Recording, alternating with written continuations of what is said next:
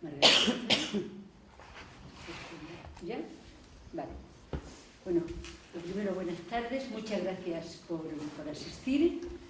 Hoy vamos a hablar de los derechos económicos, sociales y culturales en un mundo donde la ayuda oficial está cada vez más reducida, ¿no? Los derechos económicos, sociales y culturales son pues el derecho a la vivienda, a la salud, en fin, los derechos mínimos que tiene una persona, ¿no? Entonces los gobiernos están obligados a cumplir con estos derechos, ¿no?, a sus habitantes. Lo que pasa es que muchos no lo hacen, pues bien porque no tienen recursos suficientes para asistir a su población, bien por corrupción, o bien algunos también porque les es más fácil dejarlo en manos de las organizaciones, de las ONG, de las organizaciones de ayuda internacional, ¿no?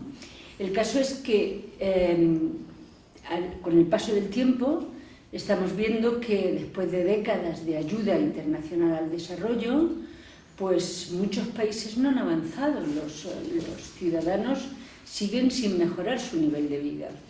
Y esto ha ocasionado en los países donantes, en los países ricos, pues un cierto cansancio, ¿no? Porque si no mejoran, le estamos dando ayuda todo el tiempo, pues eso genera una especie de malestar, de cansancio entre los países donantes, ¿no?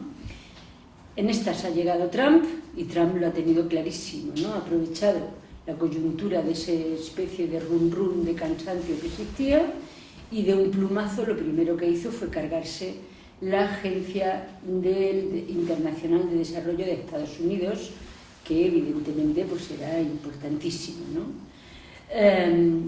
Lo malo es que otros países ricos y donantes que daban una enorme ayuda y tal, en vez de intentar sustituir y apoyar más a los países en vías de desarrollo, se han sumado a la estrategia de Trump, ¿no? Y así vemos Alemania, Francia, Reino Unido, unos por unas razones y otros por otras, por razones de presupuesto, por razones que ahora tenemos que dedicar más a la defensa, sea por lo que sea. Estamos viendo también en el mundo de los países ricos cómo esa ayuda internacional al desarrollo se está reduciendo, ¿no? Entonces, pues lo que vamos a ver aquí, con dos expertas, dos personas de ONGs y una persona que viene de las instituciones, con Juan José, ¿no? Tenemos a Raquel, son las dos Raquel que viene de Médicos Sin Fronteras y Raquel que viene de Cruz Roja, ¿no? Entonces vamos a intentar un poco analizar cómo esta ayuda menguante al desarrollo afecta de una forma u otra a los países y afecta sobre todo a los ciudadanos, que es lo que más nos importa, ¿no? Y si queréis, pues ya paso directamente a hacer las preguntas a ellos. Voy a hacer una serie de preguntas y luego después ya dejamos un ratito para que, si tenéis dudas o queréis preguntar lo que sea, pues que vayamos con eso, ¿no? Pues empezamos por Cruz Roja, empezamos por Raquel. Raquel, ¿cómo está afectando? ¿Cómo veis en el trabajo que está realizando y en los países en donde está Cruz Roja, cómo está afectando esa contracción de la ayuda? Bueno, primero, más que nada por entender a dónde se dirige la ayuda oficial al desarrollo cuando estamos hablando de derechos económicos, sociales y culturales. Claro, estos derechos son sobre todo acceso a servicios, acceso en términos tanto de disponibilidad, de que realmente existan físicamente los servicios que estén disponibles para la población, pero también hay un componente del acceso que tiene que ver con la demanda voluntaria de las personas, que sean servicios confiables, seguros, que las personas se sientan seguras para acceder a ellos. Claro, si estamos hablando de servicios como los que entendemos de básicos, de educación, de salud, son servicios estructurales que requieren una financiación estable, que requieren una continuidad en los sistemas, que sean confiables para las personas, además de la capacidad institucional. Claro, como estabas diciendo, esta financiación se ha venido reduciendo. O sea, en 2024 la OCDE se estimó que se había reducido en un poco más de un 7% la ayuda oficial general al desarrollo para este tipo de servicios. Por ejemplo, y las previsiones para 2025, en el año que ya hemos empezado, pues son todavía un agravamiento de esta situación. Entonces, imaginaros el impacto que puede tener, por ejemplo, sectorialmente en salud, que es uno de estos servicios clave dentro de los derechos económicos y sociales y culturales, entre un 19 y un 33%. O sea, es un impacto grande que va a tener en servicios en países que tienen financiación de otros estados, que es la ayuda oficial al desarrollo, para mantenerlos. O geográficamente, zonas como África subsahariana, que igual se reduzcan un 28%, entre un 16 y un 28% para 2025, esta ayuda oficial al desarrollo. No solo Estados Unidos, aunque ha sido un impacto grande porque tenían mucho peso, sobre todo en ciertas áreas geográficas, pero también países en Europa, Alemania, Francia, Reino Unido, se espera que también tenga una reducción del 27% de su ayuda oficial al desarrollo.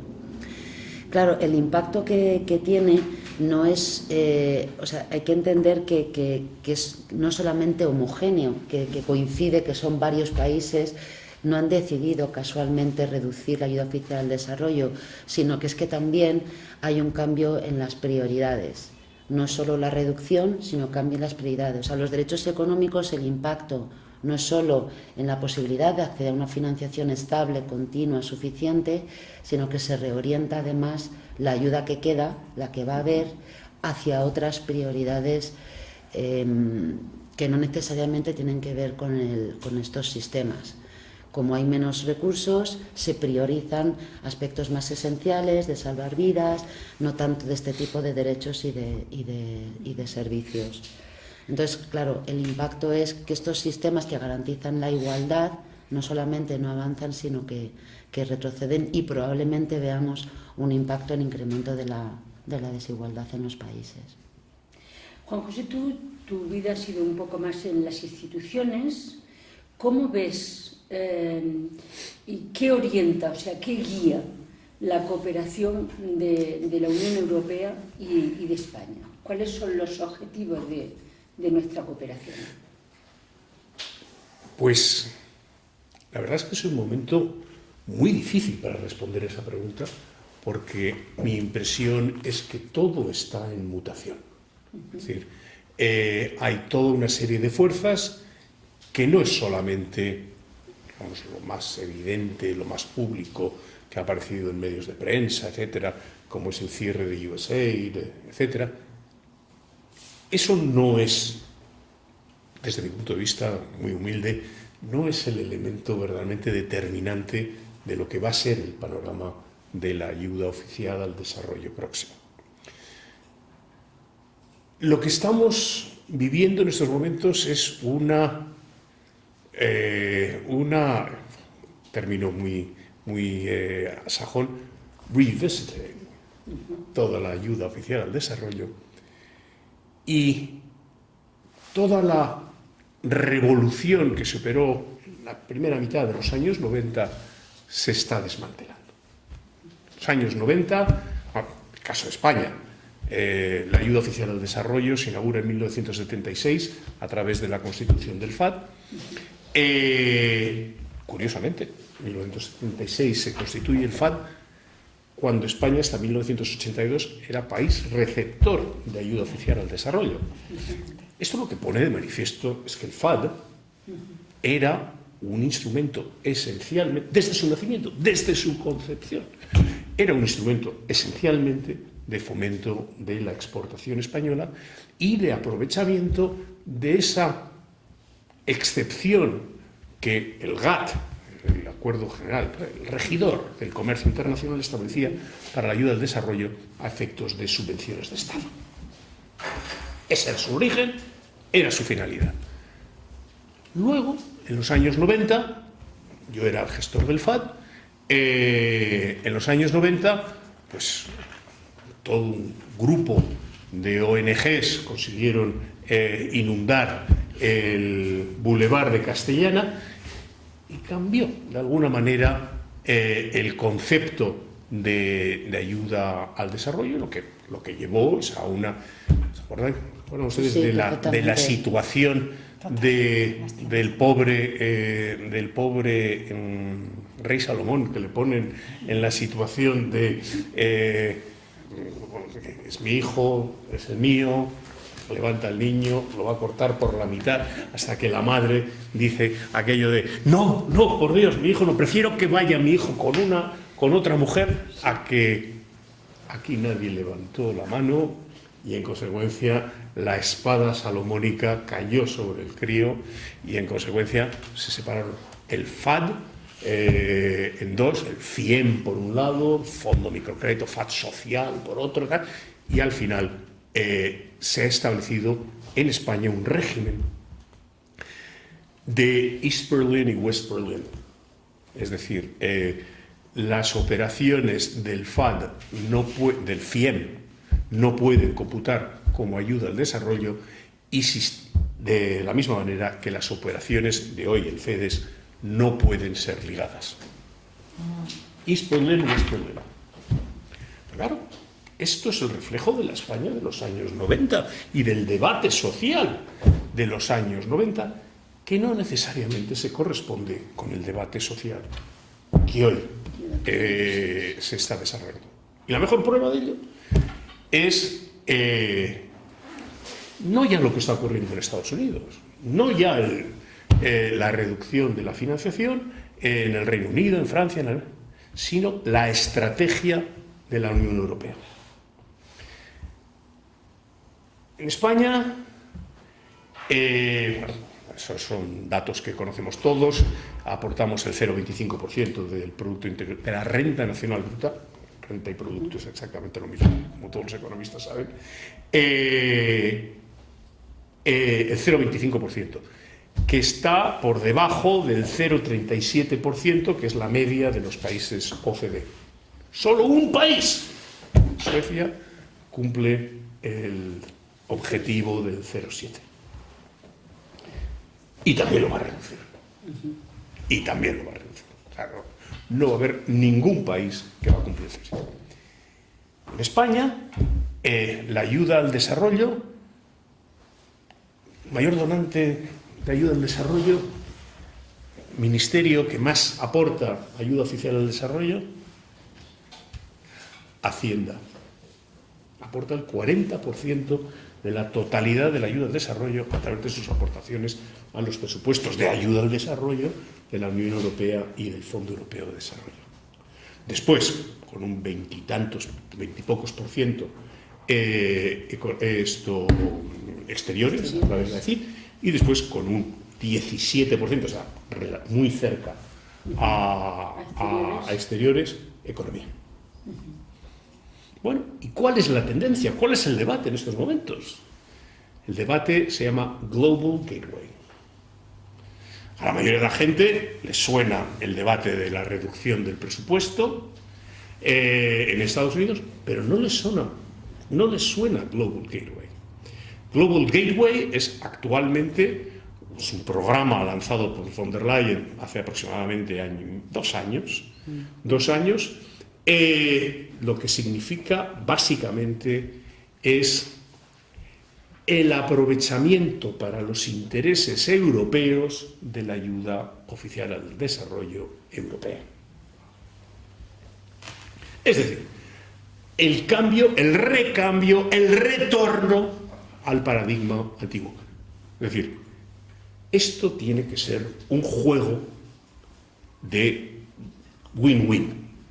No puede ser una transferencia neta de recursos desde países desarrollados a países en desarrollo. Es decir, tengo que justificar ante mi constituency, ante mi electorado, que aquí hay una ganancia para nosotros para poder transferir renta, que en definitiva es lo que ayuda al desarrollo. Un problema metodológico antes. Los economistas nos topamos sistemáticamente con un problema cuando hablamos de financiación del desarrollo, porque es una palabra polisémica.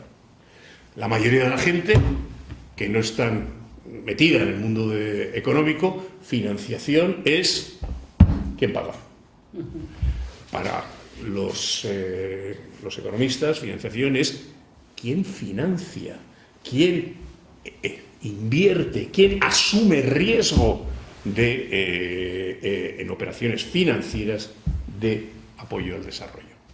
Bueno, con eso lo que quiero decir es, está cambiando el paradigma, vamos hacia un mundo, estamos caminando hacia un mundo donde no necesariamente se está reduciendo la ayuda al desarrollo, sino que esta ayuda al desarrollo va a tener otras vertientes, otras implicaciones, ni siquiera. O sea, el FAD en su momento financiaba escuelas, financiaba hospitales, financiaba carreteras, financiaba electrificación rural, financiaba telecomunicaciones rurales, etc.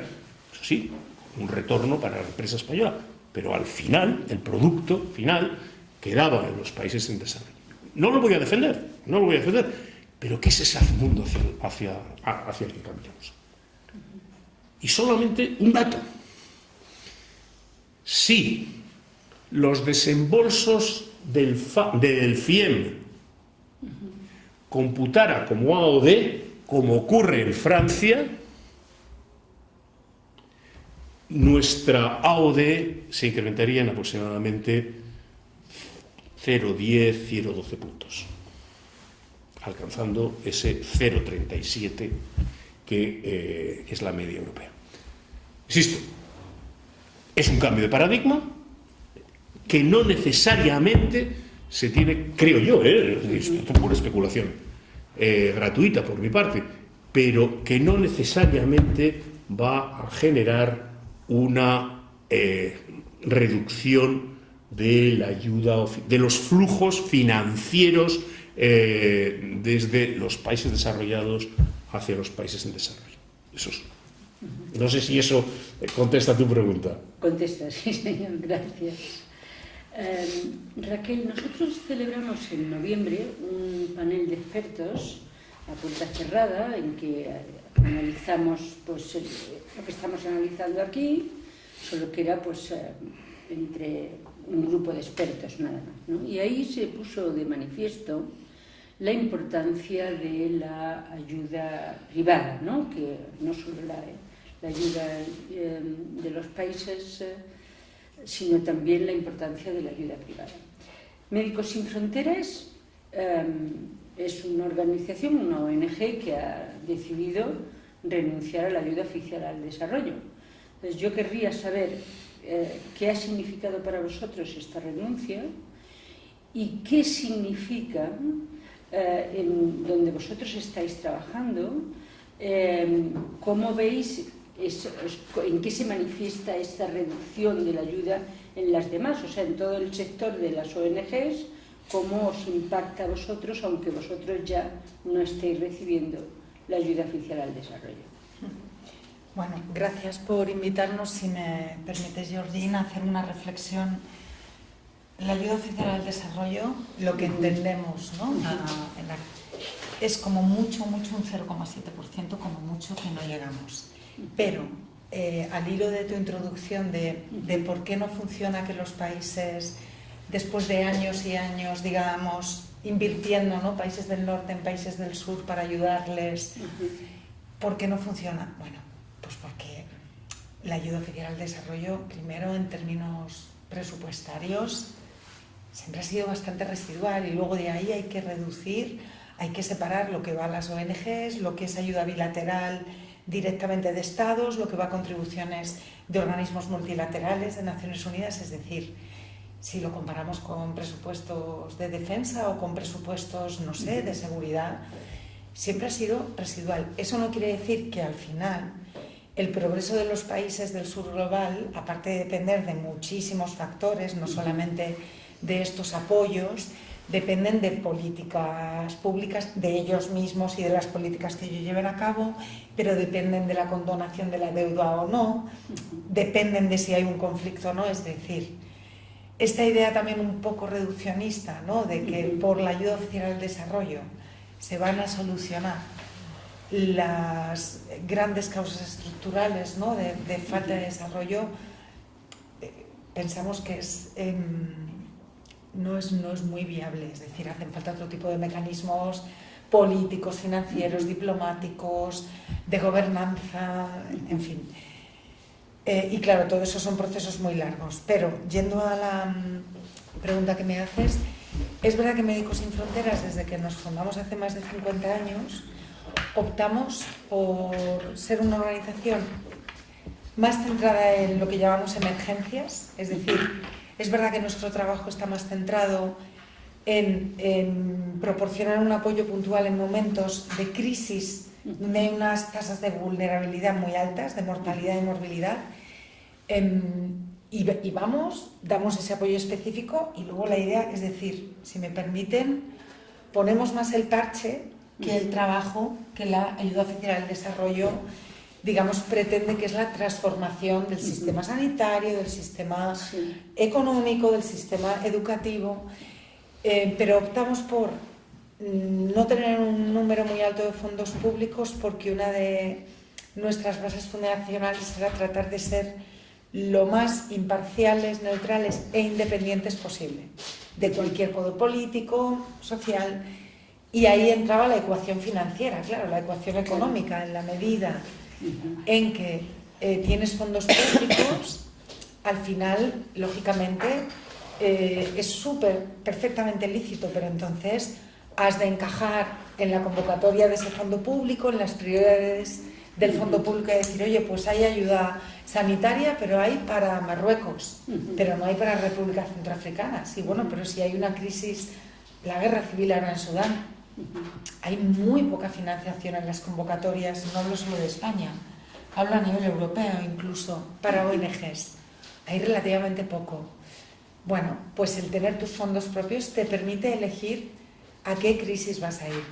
Y nunca hemos convivido y hemos tenido un 15-20% de fondos públicos, pero que no nos condicionaran, es decir, nunca teníamos más de un 30% de fondos públicos en ningún proyecto, porque imagínense pues, que de un año para otro se cae la financiación pública y entonces si el 100% es de financiación pública te has quedado sin proyecto, que es lo que está pasando ahora con muchas ONGs, que es lo que vemos locales en el terreno.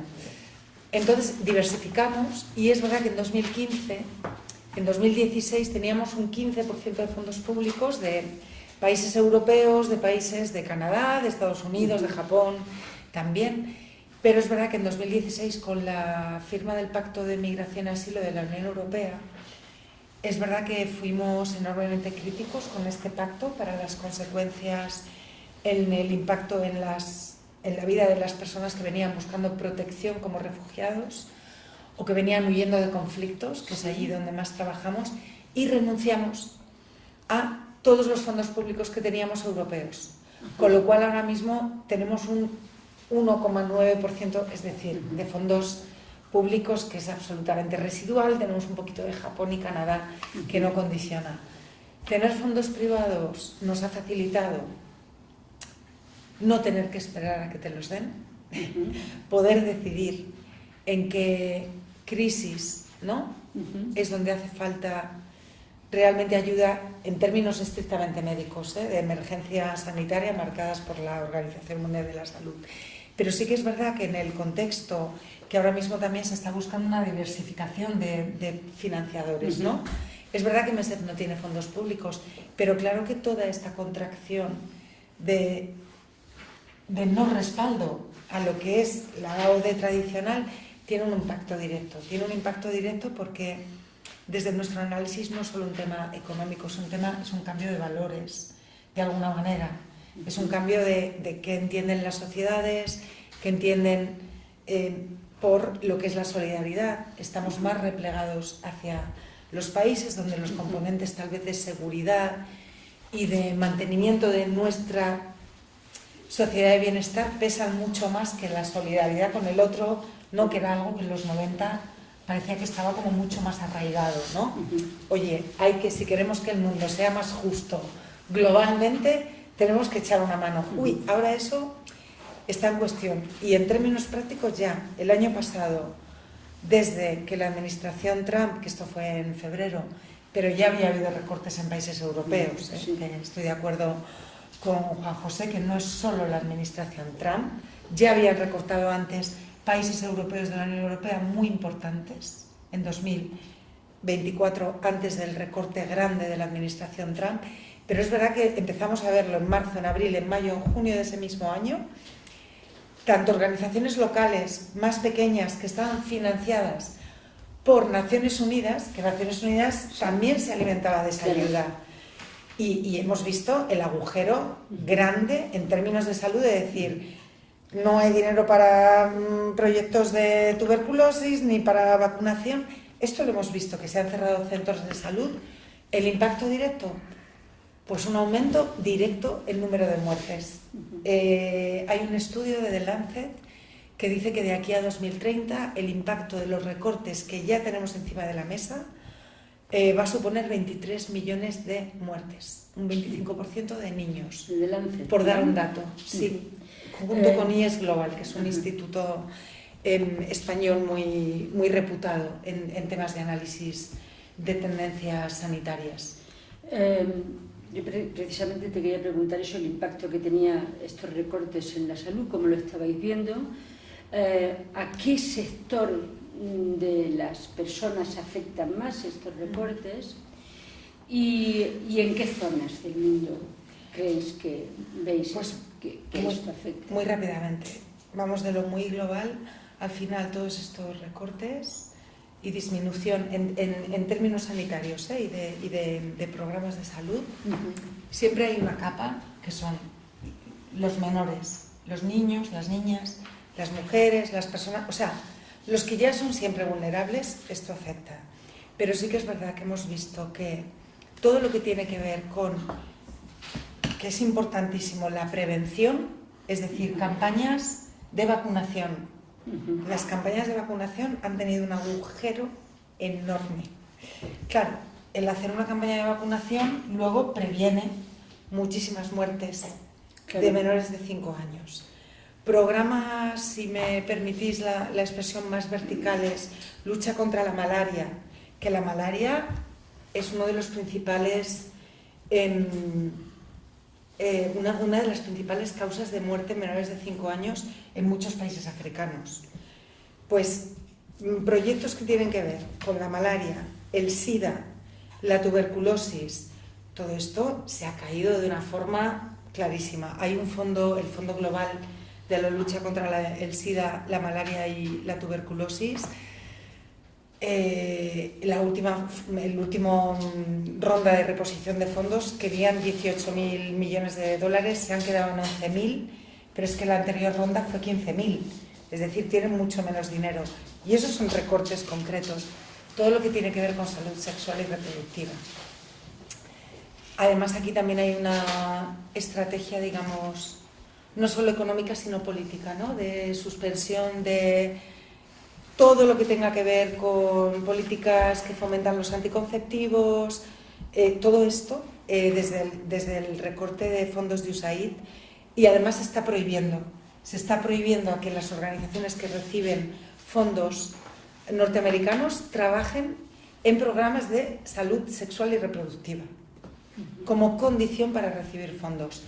Esto va a tener también, está teniendo ya un impacto en número de muertes maternas y de niños. Cada vez que muere una mamá por complicaciones en el parto, las posibilidades de que ese niño no llegue al mes de vida aumentan por 46. Bueno, y luego todo lo que tiene que ver con la vigilancia epidemiológica, que ustedes dirán, igual, la vigilancia epidemiológica al final es analizar dónde puede haber un brote de ébola o de COVID. Y el problema de la salud es que la salud es global, y lo vimos con el COVID. La salud hay que contenerla, si hay algún tipo de brote epidémico o alguna epidemia. No vale con decir, bueno, como es en el sur, es que al final va a llegar, si me permiten, va a llegar. Es decir, que el enfoque de salud nos puede llegar a afectar a todos, ¿no? Incluso desde un punto de vista egoísta, de protección y seguridad en nuestro estado de bienestar, y todo lo que tiene que ver con sistemas de vigilancia epidemiológica y mucho cierre de centros de salud porque no hay dinero para pagar a trabajadores. Esto lo estamos viendo mucho en África, pero también en la zona del sudeste asiático y Oriente Próximo. Lo que es verdad que nosotros estamos en países que suele haber tasas de violencia o de conflicto altas, pero sí que es verdad que África, el año pasado, países como Mozambique o como Chad o como Burkina Faso, era horroroso. O sea, y hicimos como un tracker de vamos a ver qué centros de salud se cierran, y la verdad que el agujero ha sido grande. Juanjo, el Plan Director de la Cooperación Española para el Desarrollo Sostenible y la Solidaridad Global, que es de 2024 a 2027, está alineado con la Agenda 2030 y se centra en promover la igualdad, la justicia climática, la paz y el empoderamiento de las mujeres. ¿Tú crees que va a haber recortes en ese plan, precisamente por lo que estamos hablando de esta moda de recortes? Y si ha habido recortes en ese plan, ¿va a afectar a los derechos económicos, sociales y culturales de que estamos hablando? Es absolutamente imposible hacer una hipótesis en torno a posibles recortes en la ODE, por cuanto lo que no tenemos son presupuestos ni expectativas de tenerlos.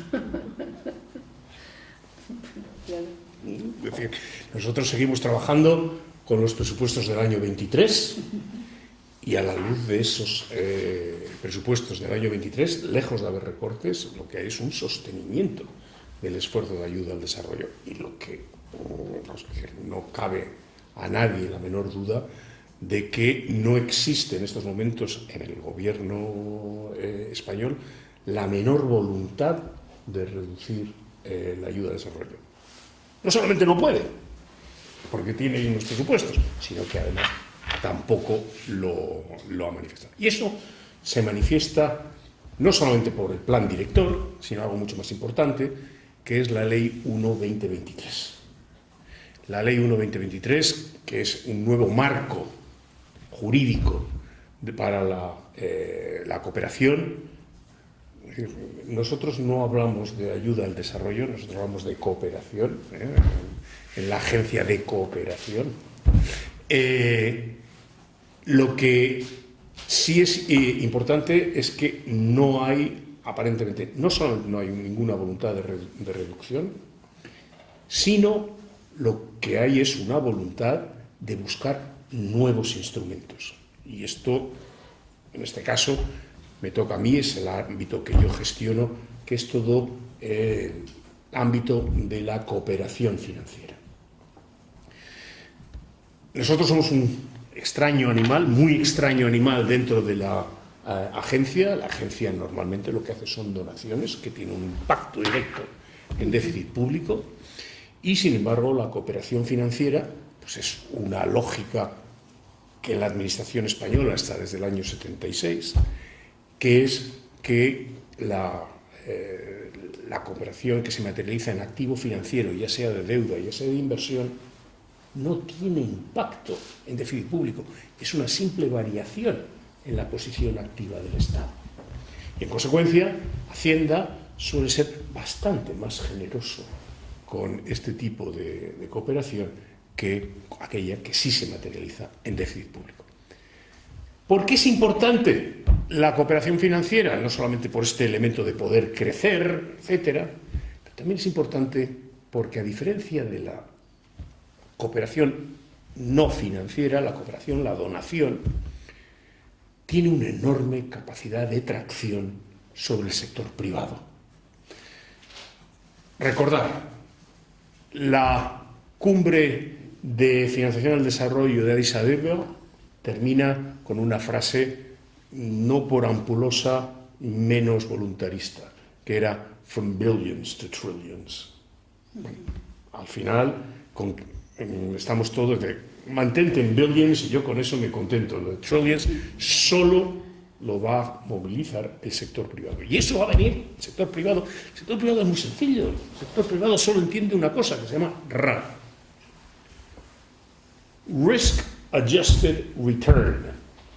En consecuencia, al sector privado, dejando al margen la actividad puramente filantrópica, lo que tenemos que hacer es ofrecerle unas condiciones de Risk Adjusted Return, actuando o a través del riesgo o a través del return, para que canalice recursos hacia proyectos de desarrollo, proyectos de cooperación.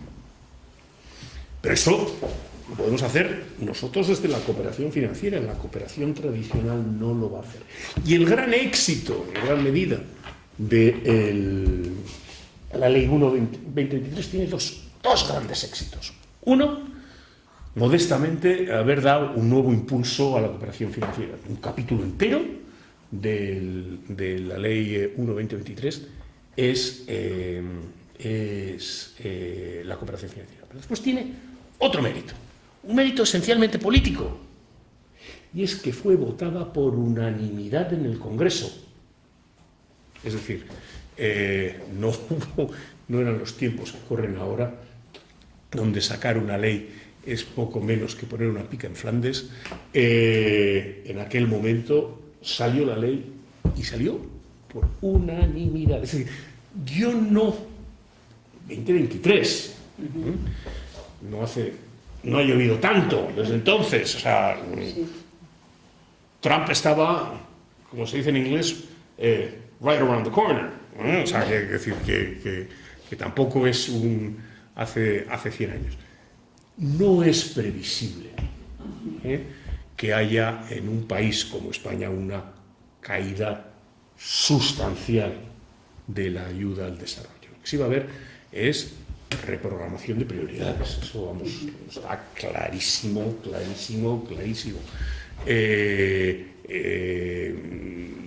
Modificación de programas, replanificación, etc.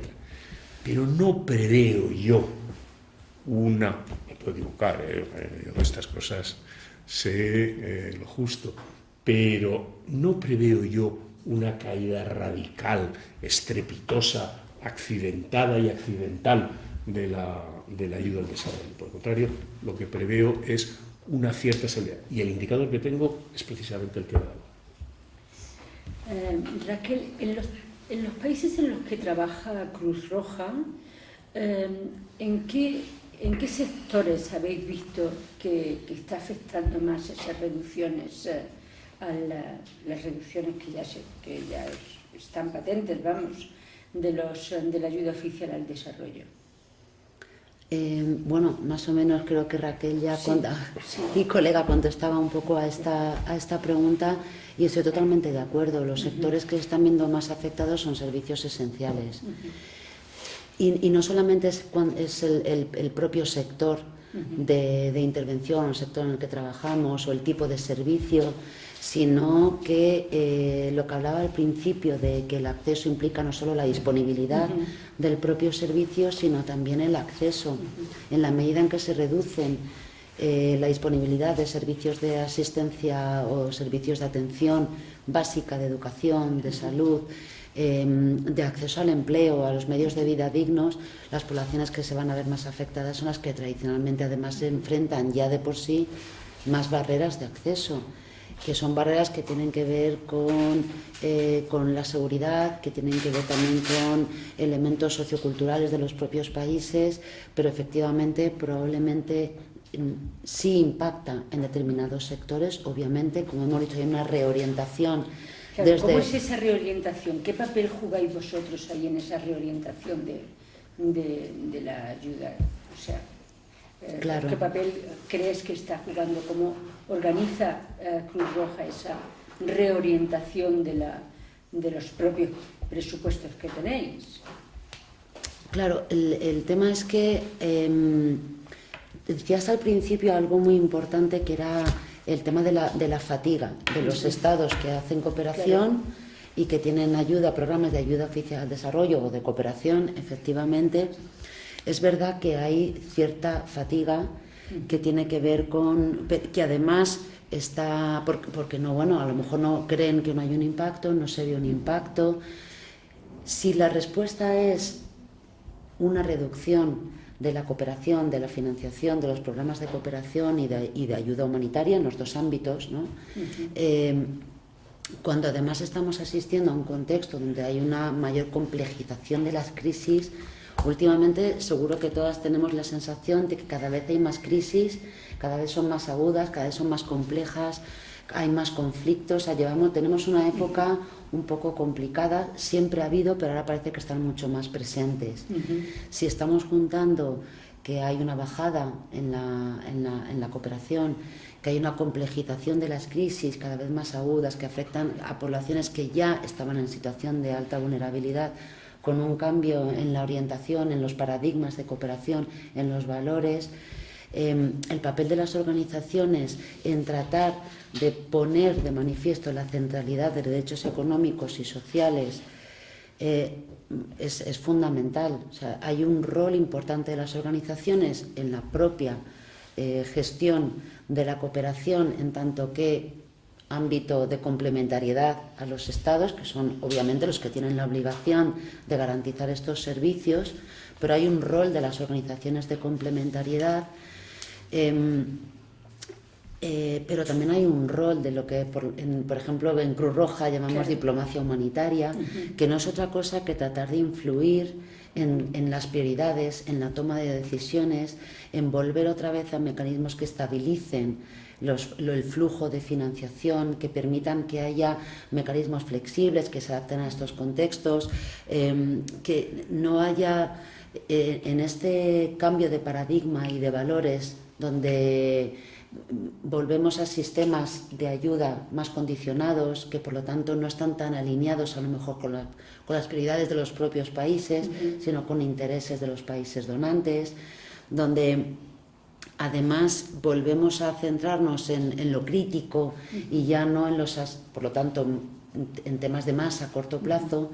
Estos sectores que tienen que ver con la provisión de servicios son los más afectados porque requieren más financiación, pero también más estabilidad, requieren otro tipo de alianza, otro tipo de juego de cooperación, que no es tanto responder a prioridades de inversión, como el caso del Global Gateway, como prioridades de las propias políticas de la Unión Europea, etcétera, sino alinearse un poco más con las políticas de los estados donde trabajamos. Hay un papel de las organizaciones que no es un papel de canalización de fondos, como a veces parece que nos estamos colocando, nos coloca la sociedad, sino realmente de estar en contextos muy frágiles, donde hay problemas de acceso, donde hay que velar porque las poblaciones en situación de más alta vulnerabilidad puedan acceder y sobrepasar estas barreras, pero donde también hay un estrechamiento de espacios públicos y espacios cívicos, donde está ese papel en garantizar que haya una vuelta y una, digamos, vigilancia por el mantenimiento de las prioridades fundamentales para el desarrollo de todos los pueblos. Hay también también hacia aquí, no solamente en tratar de reorientar las prioridades de la cooperación en los países donde trabajamos, sino también aquí.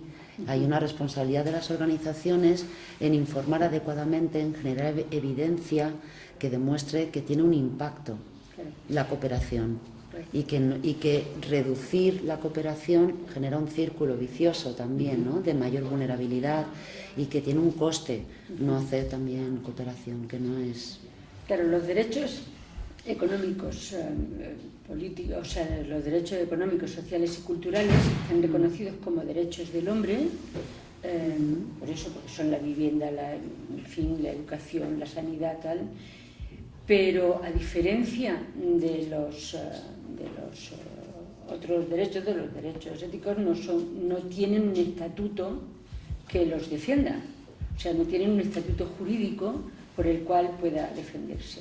¿Cuál es el papel que jugáis vosotros para convencer a los países en los que sean que tienen que apoyar sus organizaciones de asistencia o de apoyo a esos derechos. ¿Qué papel jugáis ahí? ¿Cómo se defienden? O esto está haciendo la reducción está haciendo también que se pierda el foco en este tipo de derechos, claro, y que únicamente se centre uno en los que hay un estatuto jurídico que los defiende.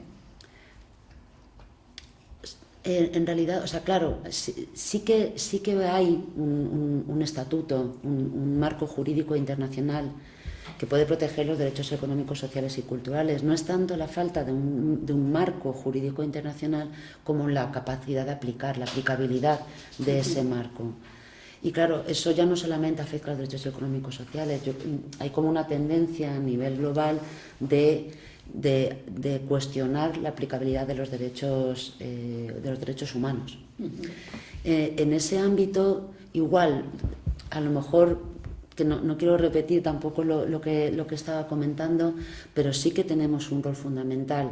Organizaciones que trabajamos, por ejemplo, con organizaciones locales, que garantizamos una presencia en los territorios, que garantizamos que haya un liderazgo de la población local a través de estas organizaciones locales, en nuestro caso las Cruces Rojas, pero cualquier otra organización que trabaje con organizaciones locales, garantiza realmente que tengamos acceso al conocimiento de las necesidades reales que tiene la población, de las prioridades, de los intereses, y que esto se posicione también en la agenda local y en la agenda global. O sea, hay una capacidad de hacer de puente no solamente entre autoridades y las poblaciones en los propios países donde trabajamos, sino también entre lo local y en las agendas internacionales. Y colocar los derechos económicos y sociales y culturales de nuevo, otra vez, en primera línea de la agenda internacional es muy importante. Y tenemos capacidad de generar evidencia. Lo que decía antes, no es solamente una cuestión ética, no es una cuestión solamente de corresponsabilidad, no solo de las organizaciones con los estados, sino también entre estados hay una corresponsabilidad, sino que también hay una posibilidad de generar evidencia de lo que implica no seguir trabajando en la protección de los derechos económicos y sociales, en el acceso de las personas a los servicios esenciales. Podemos demostrar qué implica, e incluso si lo queremos ver desde ese punto de vista más egoísta, más desde el norte, qué implica también para las sociedades aquí que no se mantenga el esfuerzo en los países donde trabajamos por garantizar unas mejores condiciones de vida de las poblaciones con las que trabajamos. Gracias. Juanjo, ¿tú crees que la cooperación sur-sur y la triangulación puede ayudar a quitar esta especie de cansancio que existe entre los países ricos en la ayuda al desarrollo? ¿Puede ser eso un sustituto? ¿Cómo podemos utilizar, digamos, esa cooperación, o en qué medida sirve esa cooperación sur-sur para que deje de haber una crisis en lo que es la cooperación al mundo del desarrollo? Yo personalmente soy terriblemente escéptico. Y soy terriblemente escéptico porque la cooperación al desarrollo es, al fin del día, en términos económicos, transferencia de renta. Transferencia de renta entre países en desarrollo, entre países pobres, entre países del sur. Lo veo terriblemente difícil que alcance niveles suficientes como para ser significativos. Esa es, digamos, la visión posiblemente de un economista, y que puede chocar con otras visiones ya mucho más especializadas en ámbitos muy, muy concretos, temas, no sé, médicos. Yo voy a decir tonterías como la copa de un pino, pero que hemos visto, pues eso, médicos cubanos sirviendo en África. Sí, es muy anecdótico. Anecdótico, pero vamos, o sea, que cosas muy concretas, sí lo podemos ver, pero no es una solución en absoluto, desde mi modesto punto de vista, a una reducción o a un cambio de orientación. Pero no solamente eso, sino que es que además me da la impresión de que este cambio de paradigma que estoy señalando no solamente va a afectar a la cooperación norte-sur, sino que también va a afectar a la cooperación sur-sur. Pues que estamos bien. Raquel, tú decías, o sea, has hablado de cómo afecta a las poblaciones más vulnerables, ¿no? A los niños y tal. Y sin embargo, precisamente la ayuda de la cooperación al desarrollo, uno de los grandes logros de la cooperación al desarrollo ha sido pues reducir enormemente la mortalidad infantil, ¿no? Y ahora vemos, según estás diciendo, que vuelve otra vez este fantasma de lo que es la mortalidad infantil. Entonces, ¿tú crees que se puede hacer algo? ¿O ya lo que está pasando hoy en día, ya al faltar la vacuna y al faltar todo este apoyo a los vulnerables, a las zonas más vulnerables, no vamos a poder revertir otra vez esta tendencia? Son tendencias, entonces cada vez que, por ejemplo, los datos de mortalidad infantil aumentan, para hacerlos luego decrecer siempre cuesta un poquito más, ¿no? Claro. Es decir, esto pasó muchísimo en el COVID.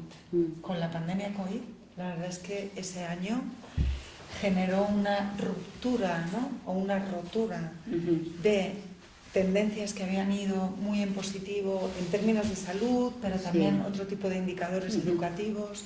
Y es verdad que ahí hubo un año, casi dos, donde, claro, se paralizó el mundo. Se paralizó mucho pues, de la atención, ¿no? De lo que nosotros conocemos más, la atención médica. Y es verdad que retrocedieron de una forma muy importante muchos indicadores relacionados con la desnutrición infantil, relacionados con la vacunación. También fue horroroso, una bajada muy sustancial. Costó desde 2020, poquito a poco, ¿no? Tratar de revertir esa tendencia, esa abrupta caída proporcional, ¿no? Para un año y medio nada más. Ahora estamos con estos recortes al final, y lo que sí que nos preocupa mucho, porque es verdad que hablamos en términos sistémicos, es probable que estemos ante un cambio de sistema, que tal vez entren actores diferentes, nuevos de los tradicionales, ¿no? Que estarán vinculados, y habrá que ver cómo entran esos actores, habrá que ver ese tipo de cooperación financiera. Es decir, es muy probable que el paradigma de lo que entendemos ahora como cooperación a nivel sistémico va a haber una evolución. Pero nosotros, que somos muy de terreno, entendiendo que todo eso se está produciendo, el Global Gateway, etcétera, etcétera, el Humanitarian Reset, desde el punto de vista humanitario, la principal agencia de Naciones Unidas dedicada a acción humanitaria, hablan del reset humanitario. Es decir, hay menos fondos y va un poco en contra, y quería sacarlo aquí a colación porque es un reto, de que ahora hay una premisa que es solamente acciones que salven vidas. Sí. ¿No? Que nosotros decimos, bueno, claro, si eso es lo que nosotros venimos defendiendo, pero claro, frente al mantenimiento de derechos sociales, es decir, con un enfoque algo más, elementos de protección, elementos de educación, todo eso es muy probable que acabe cayendo mucho más frente a vamos a salvar vidas para que esos ODS, por lo menos, mantengamos un poco las tasas de mortalidad. Pero a lo que voy es que al final lo que nos preocupa, más allá de los cambios sistémicos, es que todo esto y la falta de fondos cuesta vidas. Esa tendencia de aumento de la desnutrición infantil, se han cortado también mucho hay unos alimentos terapéuticos para tratar la desnutrición, que ya el año pasado vimos que se habían recortado. El Programa Mundial de Alimentos de UNICEF está tiritando. Le han recortado fondos casi en un 40%. Es decir, es que no es baladí, ¿eh? ¿Qué pasa? Que eso al final tiene un coste directo en vidas humanas más allá de que luego las estadísticas sean capaces de recoger todo o no. Si continúa el recorte, si continúan los recortes financieros, por mucho que intentemos maximizar la eficiencia del sistema, que también ahí hay un debate, ¿no? Vamos a tratar de hacer el sistema lo más eficiente posible, y claro que siempre se puede mejorar, van a aumentar esos números. ¿Qué hay que hacer para que no aumenten los números en mortalidad infantil? Pues por lo menos mantener lo que teníamos, para que esa tendencia poquito a poco de que cada vez hay menos muertes infantiles se estaba manteniendo. Si falla el apoyo, pues va a ser una tendencia poquito a poco, pero esto lógicamente va a haber más muertes. Es claro, o sea, es matemático. Y por supuesto los objetivos de desarrollo del milenio, de desarrollo sostenible, vamos, tampoco se podrán cumplir para 2030, ¿no? A ver, siempre, es verdad que siempre han sido objetivos muy inspiracionales, es verdad que efectivamente que no hay una obligatoriedad de los estados de decir, no, es que esto es una obligación legal, que si no lo cumplimos, no sé, tenemos sanciones. Pero sí que es verdad que en ese... Lo importante de los ODS es ver la tendencia, marcar unas tendencias, y es verdad que los últimos años, aun a pesar de las limitaciones del propio sistema, de que podríamos haber sido como sistema más eficaces, pero la tendencia, por lo menos en términos de mortalidad materno-infantil, de número de niños afectados por desnutrición, había ido muy bien, poquito a poco la tendencia mejorando, hasta el COVID.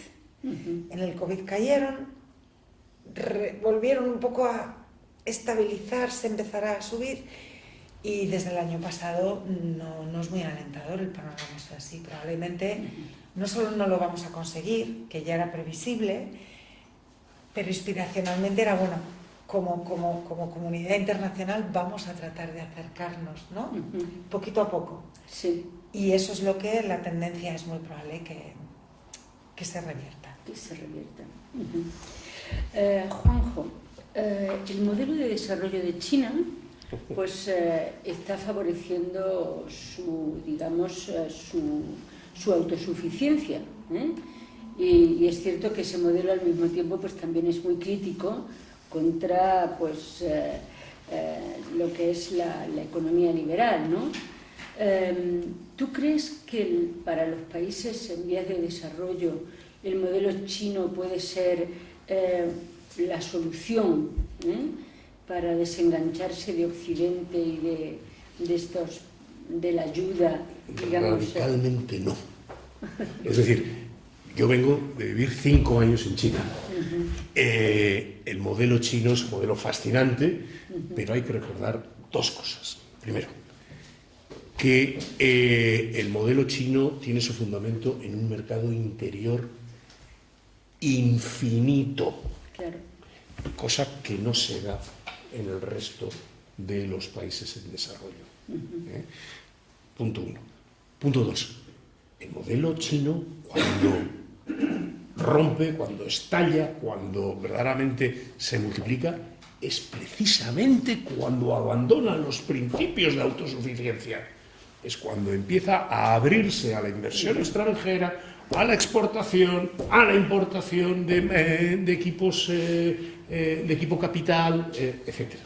Es decir, la concepción que tenemos de ese modelo chino de autosuficiente, cerrado, etc., es romper con uno de los principios básicos que los propios países en desarrollo han defendido prácticamente desde la Ronda Uruguay, que es trade, not aid. Entonces, las soluciones de todos los clásicos de Raúl Prebisch y compañía, de modelos de sustitución de importaciones, bueno, no han funcionado nunca. Y lo único que han sido son fuente de mayor aislamiento político, aislamiento geográfico, aislamiento económico y pobreza. Y el mejor ejemplo es este país. 30 años, 20 años, promocionando la autarquía, Y cuando este país empieza a desarrollar es cuando abandona la autarquía. Y ese es un principio económico fundamental. Insisto, China, cuando eclosiona, es cuando se abre al exterior. Y lo que asegura el crecimiento, por lo menos es lo que históricamente han pedido los países en desarrollo, no ha sido más aid. El aid es el argumento que han dado los países desarrollados para decir no te voy a dar acceso a mis mercados, sino lo que te voy a dar es, aquí tienes unas transferencias de renta que se llaman trade, not aid. No cierre, no autosuficiencia, yo creo que es la fórmula. Raquel, ya la última pregunta. ¿Cómo puede un actor humanitario como Cruz Roja, y ya sé que en parte pues lo has contestado también, pero querría que, ¿cómo podéis vosotros que estáis más sobre el terreno, o sea, no es tanto en emergencias como Médicos Sin Fronteras, sino que vosotros es una cosa más estable, ¿no? Sí. ¿Cómo podéis hacer vosotros que los derechos económicos, sociales y culturales se pongan en el foco, sobre todo en países que no están en el foco mediático?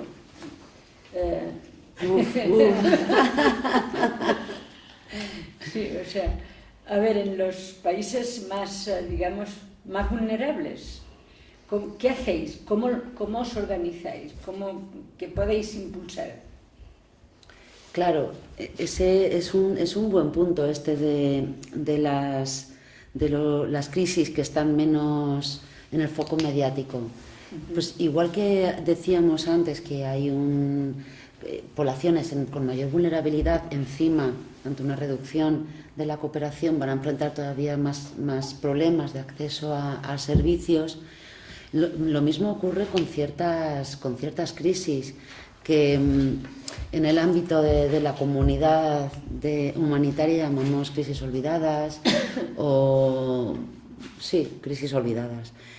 Son crisis que están infrarrepresentadas, que no aparecen mucho en medios de comunicación.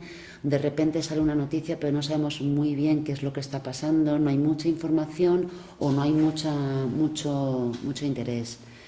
En estos contextos de crisis olvidada es donde todavía impacta más esta fatiga que tienen los países donantes porque se cronifican, son situaciones de vulnerabilidad que ya las consideramos crónicas, que podemos tirar la toalla y decir, bueno, hasta aquí hemos llegado porque esto no va a ningún lado. Hay ejemplos súper claros de cómo países que tradicionalmente han sido prioritarios de la ayuda oficial al desarrollo y de la cooperación, por ejemplo Haití, y de repente decimos, no, es que no hay manera.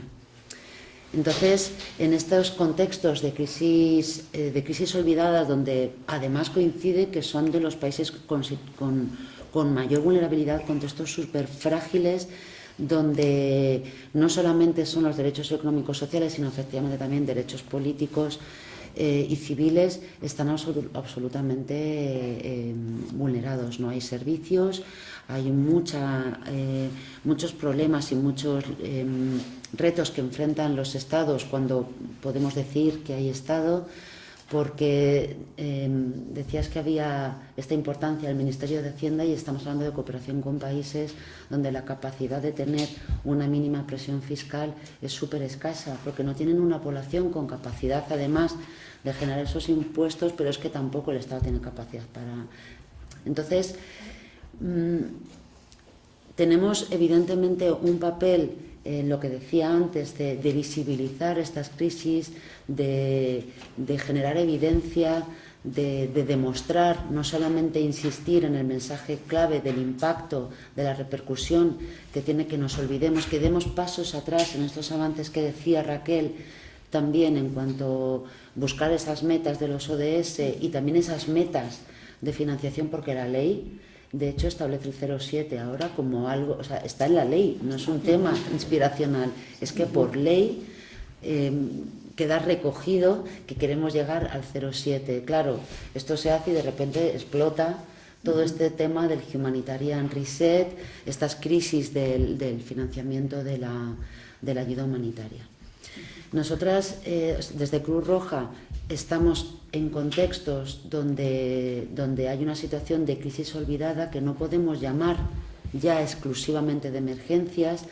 Tenemos un papel de favorecer que, en la medida en que sí sigamos garantizando la asistencia puramente humanitaria, más de emergencia que es asistencia, vayamos, esto que llamamos nexo, que nos inventamos estas palabras, pero básicamente es fomentar dentro de nuestras propias acciones de humanitaria, fomentar una transición hacia procesos de fortalecimiento de los sistemas locales, que son los que deben garantizar estos servicios. Por ejemplo, siguiendo con el ejemplo de salud, que es uno de los sectores más afectados cuando tradicionalmente ha sido prioritario en esta reducción de la ayuda. Claro que hay un elemento inmediato de salvar vidas y de garantizar que siga habiendo acceso a esta asistencia inmediata. Pero también está en nuestra capacidad poder facilitar la transición desde ese momento inmediato hacia el fortalecimiento de los sistemas.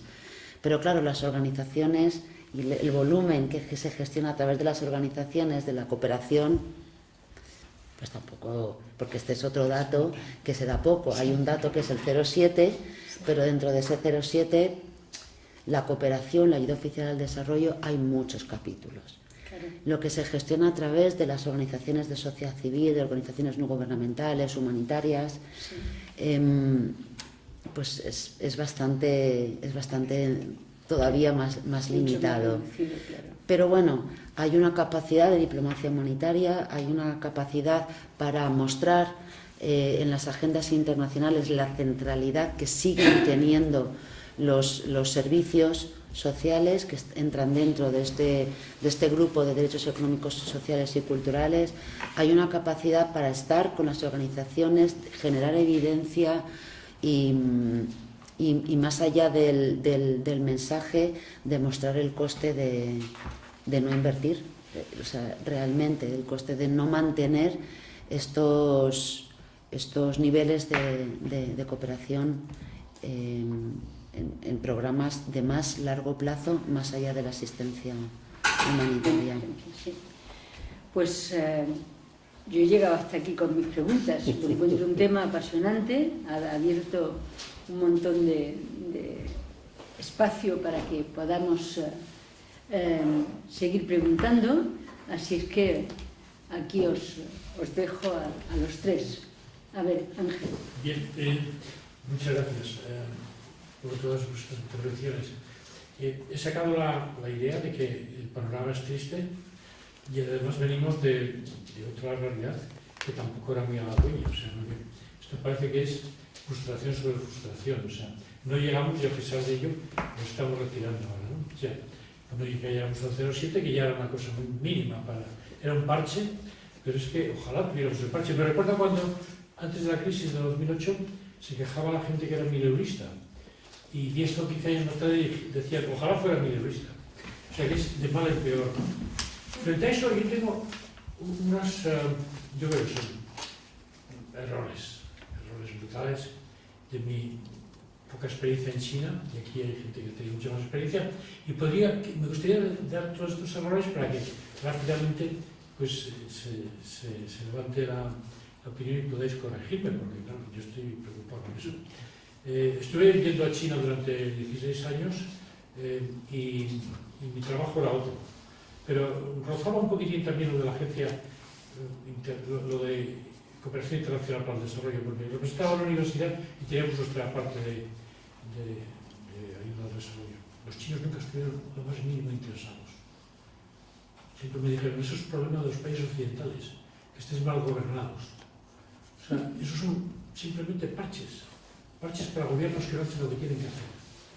Y la gente, por mucha voluntad que tenga y mucha buena conciencia y tal, nunca van a poder ser tan eficaces y llegar tanto a la ayuda de la gente como puede ser un gobierno que hace bien su trabajo. O sea, eso es típico de gobiernos irresponsables, que no son capaces de hacer lo que tienen que hacer con la población, ¿no? Me acuerdo de datos concretos. Por ejemplo, yo iba a la India, y la India había gente maravillosa, hacían unas cosas de cooperación y de desarrollo que a mí me dejaban, como ingeniero que soy, pues muy sorprendido. Por ejemplo, hubo gente que puso telefonía móvil gratuita en los pueblos aislados. Ponían toda la tecnología de telefonía móvil, pero como no iban más allá del pueblo, era gratis para ellos. Con una sola torre del pueblo se hablaban todos con teléfonos móviles estándar gratuitamente. Y yo dije, a lo mejor esto se podía hacer en China. Los chinos me dijeron, estás equivocado. O sea, nosotros vamos mucho más rápido. Lo hemos puesto en todo el país a alta velocidad, hasta los sitios más remotos. Y además lo hacemos baratísimo, para que todo el mundo lo pueda utilizar. Veían a las ONGs extranjeras, vamos, entre la desconfianza y la agresión. Dicen, estos vienen aquí a comer el coco a nuestra gente y realmente son mucho menos eficaces que nosotros. Entonces, como yo estoy hablando de todo esto, queréis saber nuestro punto de vista. Yo dices que has estado 5 años en China, ¿no? Y antes en India.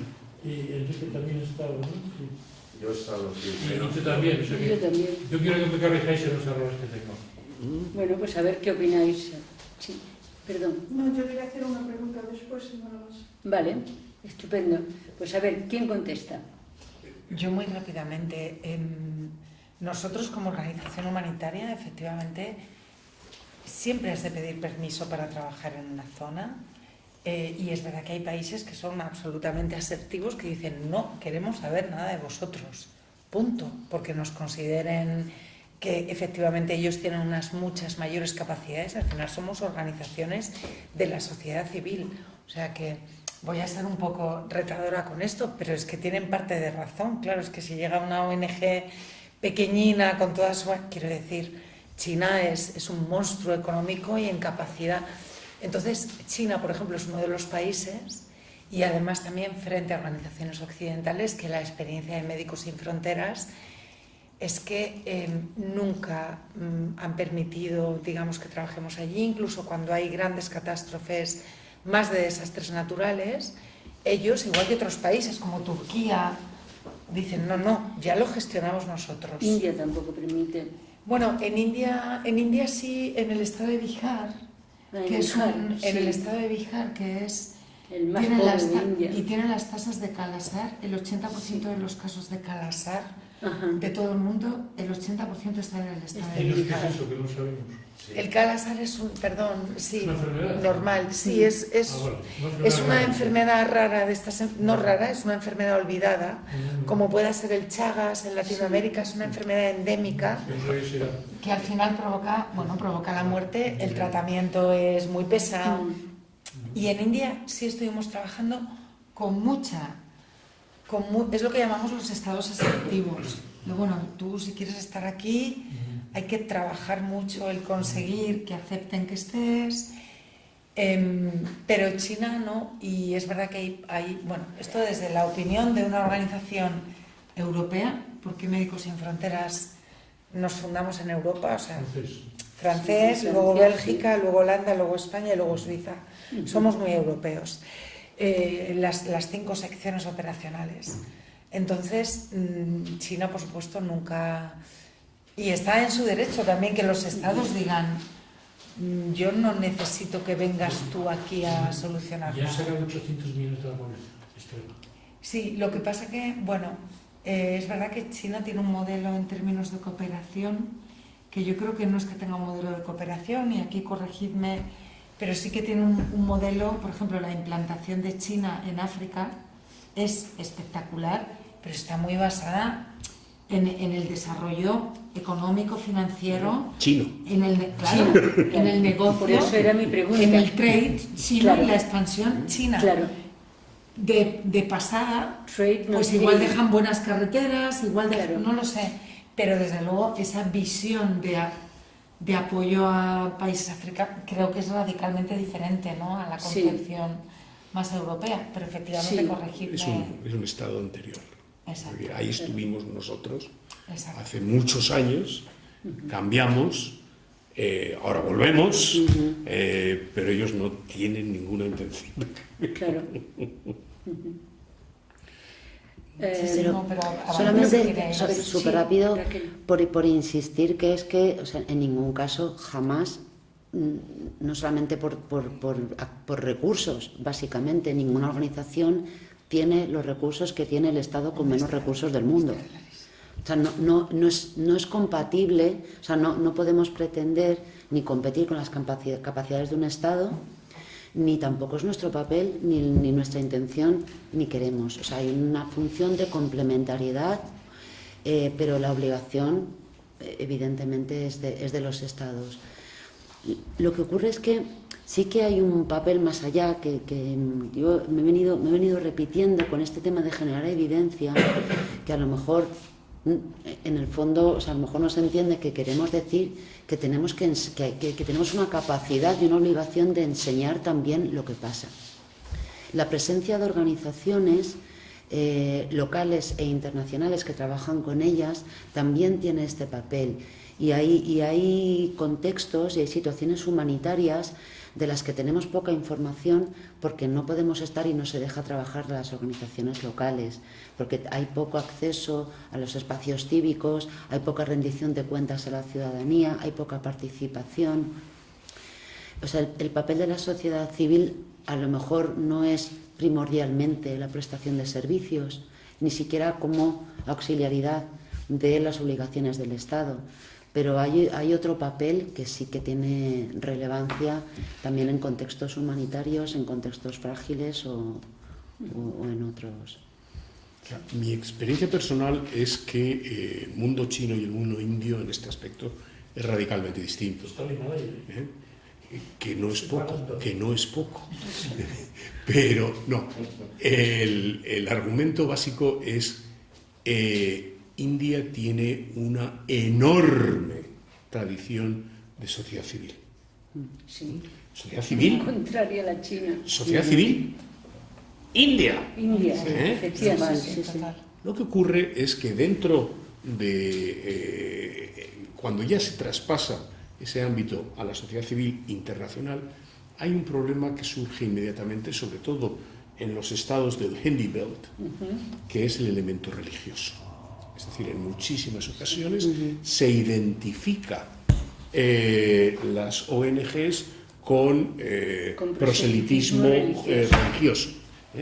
Y eso en la zona del Hindi Belt es particularmente sensible. No así en la zona del sur, la zona de Kerala y demás, donde el elemento religioso es mucho más abierto por mayor tradición, mayor contacto, sobre todo por un lado con cristianos, pero por otro lado también con musulmanes, ¿no?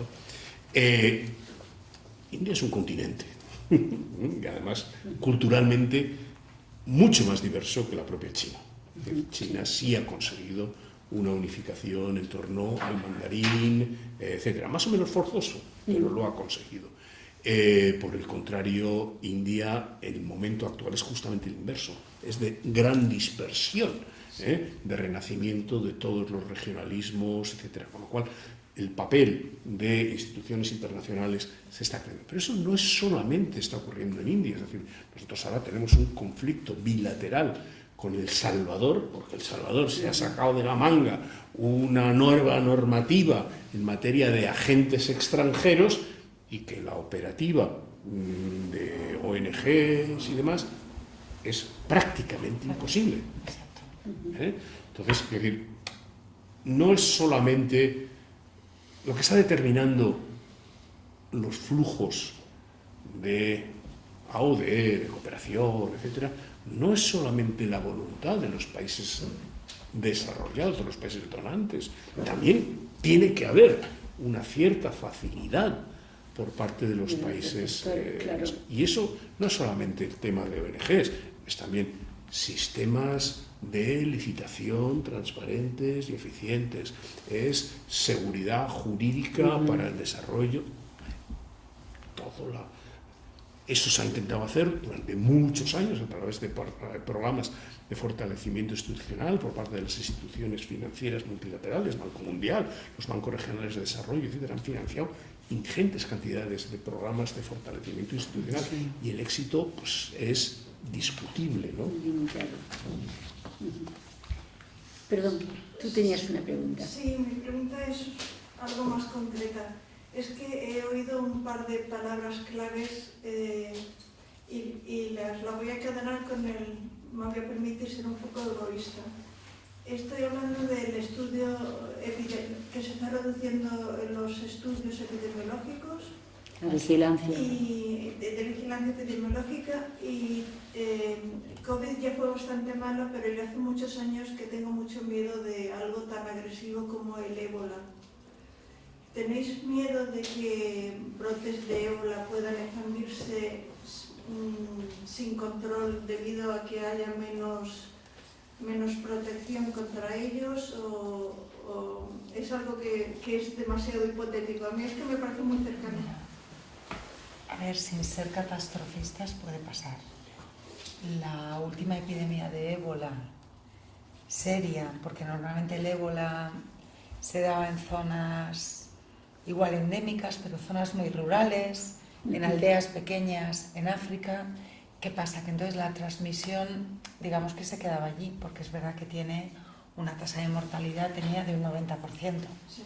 O sea, el ébola es fiebre hemorrágica, ébola Marburg, tasas de mortalidad altísimas. En 2014-2015, que afectó a 3 países de África, Guinea, Liberia, Sierra Leona. Claro, ¿qué pasó? Que pasó un poco esto, ¿no? Bueno, es ahí en África, si me permiten la expresión. ¿Qué pasó? Bueno, pues que se dio en la frontera de estos países con una densidad de población elevada, se reprodujeron los casos y empezó a haber casos en Estados Unidos y en Europa. Y ahí se dio la alarma. Es decir, las epidemias y las pandemias, lamentablemente, son una realidad, y una realidad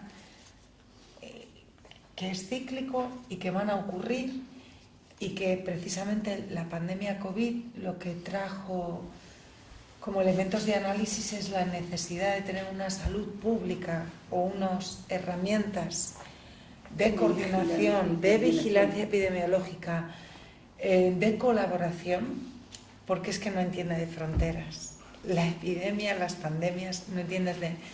Y eso es sin ser, no me quiero poner en escenarios apocalípticos, pero es muy probable que dentro de unos años vamos a tener otra epidemia, otra pandemia.